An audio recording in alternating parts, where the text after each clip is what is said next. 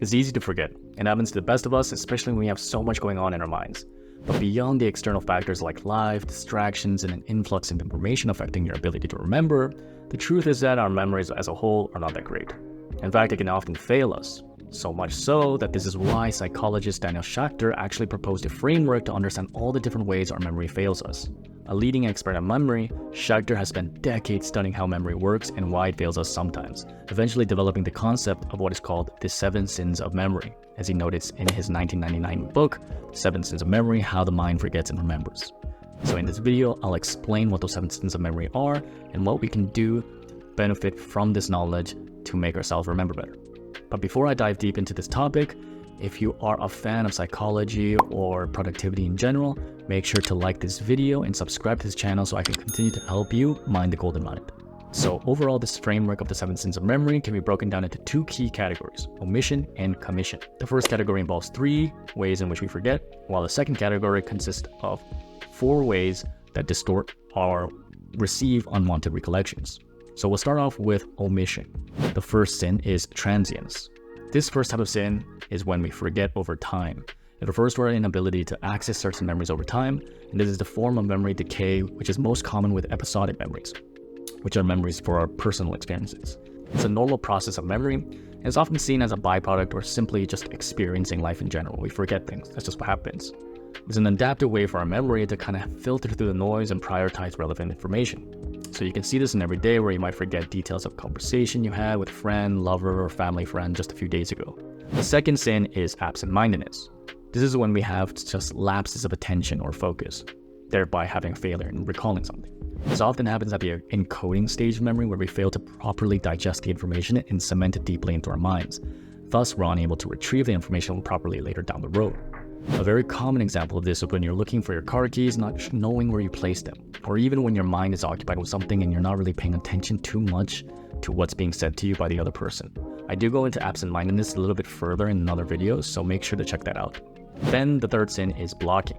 This is when we have a temporary inability to kind of retrieve or access specific information. This isn't necessarily us forgetting or losing the information, but for a simple moment, we feel blocked and are unable to retrieve that information quickly. It's that feeling you get when you can't immediately recall something.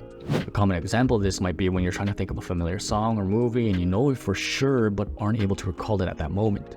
It can happen often with that cognitive bias called the tip of the tongue effect. It's when you struggle to remember a specific name right at the edge of your mouth, so you're just kind of like reaching for it at the tip of your tongue. We also cover this in more detail on another video. From this point, we are talking about the second category, which is commission sins, and number 4th sin out of the 7 is misattribution. This often involves correctly recalling a piece of information but attributing it to the wrong source or context. Oftentimes this can lead to the creation of false memories or the distortion of the existing ones. And while that sounds a bit strange, it actually happens more often than we think. It's very evident from the cognitive bias, the misattribution effect. A common example of this is when you reference a specific story and then you believe that a friend told you that story, but in truth you actually heard or saw that story from a book or movie. So in the case, you've remembered the memory, but you've incorrectly attributed the source to something else. So the next sin on the list is suggestibility, and this is the tendency for you to incorporate misinformation from external sources. So this often occurs from leading questions or suggestions that other people ask you, and it ultimately influences your memory. So instead of recalling specific information the way it was objectively, it becomes a bit more subjective or tweaked based on different suggestions or ways people talk to you or ask you questions. A common example of this can be seen in eyewitness testimony or in situations where someone else's description of an event influences your own memory of it. So let's just say you remember details of an event differently after talking to someone who has had a different perspective of recalling it. And then the next sin is something called bias. Somewhat of a combination of the previous 2. Biased memory is when there's an influence of current beliefs, feelings, or mood on a recollection of things. So this can lead to a revision of memories based on different attitudes or beliefs that you have. So while suggestibility sin is influenced mainly by other people's suggestions and recommendations, this bias sin is more based around your beliefs and attitudes. A common example of this is when you break up with a partner and then perhaps depending on how you broke up, you recall the past relationship as much worse than it really was, letting the feelings of sadness or animosity or resentment affect the actual memory of the relationship itself. And then finally, there is the sin called persistence.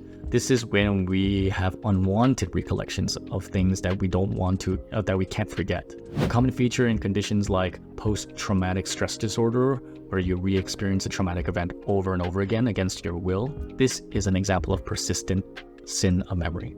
Another common example of this is when you've gone through something really traumatic, like losing a loved one, or even something even worse like war, and you can't really sleep at night because your memories are haunting them. Now, of course, it doesn't have to be as dramatic as that, but it can happen when it comes to holding on to memories of an embarrassing moment even. So then, what do you do with these memory sins? So now that you know all of these memory sins, what can you actually do with this knowledge? Well, for one, it's important to know that the 7 sins of memory are normal and everyone experiences them from time to time. Don't stress so much. Instead, try to do some of the following to improve memory and hopefully reduce the risk of experiencing any of these sins. So number 1, try to pay attention to what you're trying to remember. Be observant, be aware of the situation, digest all the stimuli appropriately. Then next, try to rehearse information to help it stick to your memory. Don't just let it simply come into your brain and out the other.